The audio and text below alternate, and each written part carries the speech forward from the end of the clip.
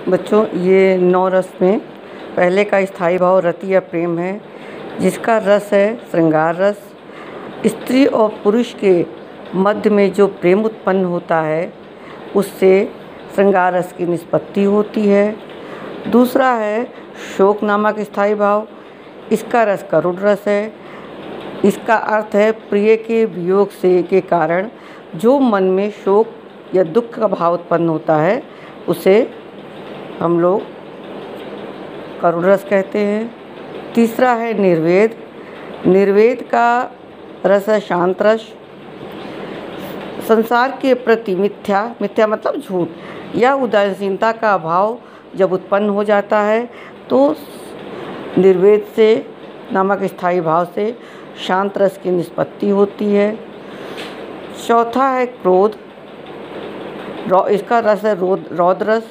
जब किसी कार्य की असफलता के कारण हमारे मन में जो भाव उत्पन्न होता है, उससे रौद्र रस की निष्पत्ति होती है और ये क्रोध नामक स्थायी भाव से जागृत हो जाता है।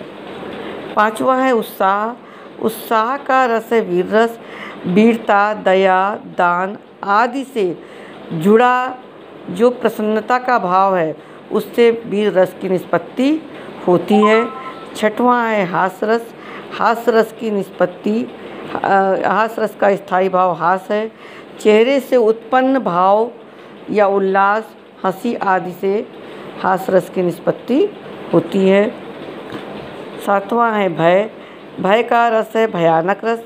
जब हम किसी जीव जंतु या किसी ऐसी भयानक चीज़ को देख के हम जब डर जाते हैं, हमारे मन में डर या भय उत्पन्न हो जाता है, तो उससे भयानक रस की निष्पत्ति होती है। आठवां है जुगुप्सा। जुगुप्सा का रस है बीभत्स रस। जब किसी घिनौनी या बहुत गंदी वस्तु को देखकर हमारे मन में जो ग्लानि और क्षोभ उत्पन्न होता है, उसे हम लोग बीभत्स रस कहते हैं।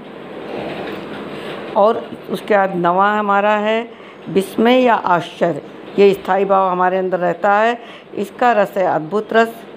और जब हमारे किसी वस्तु को देखकर मन में उत्पन्न आश्चर्य का भाव उत्पन्न होता है, अरे ये चीज़ है, ये बहुत सुंदर लग रही है, तो उसे अद्भुत रस की संज्ञा दी गई है।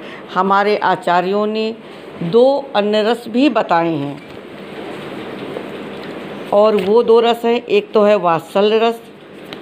वात्सल्य रस की निष्पत्ति बच्चों के प्रति प्रेम भाव से उत्पन्न होती है। इसका सबसे अधिक प्रयोग हमारे सूरदास जी ने किया है और तुलसीदास की भी भाषा में ये मिल जाएगा। दूसरा हमारा है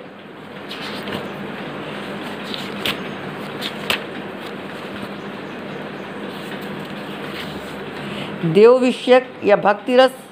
भक्ति रस में जब ईश्वर के प्रति आस्था का भाव उत्पन्न हो जाता है, ये बाद में आया, इसको मैंने नहीं नोट किया है। कल बच्चों जो आपके कोर्स में 2 रस है, 2 रस आपके कोर्स में है, उसको मैं पढ़ाऊँगी। हास्य रस है और दूसरा करुण रस है। ये दोनों मैं कल पढ़ाऊँगी।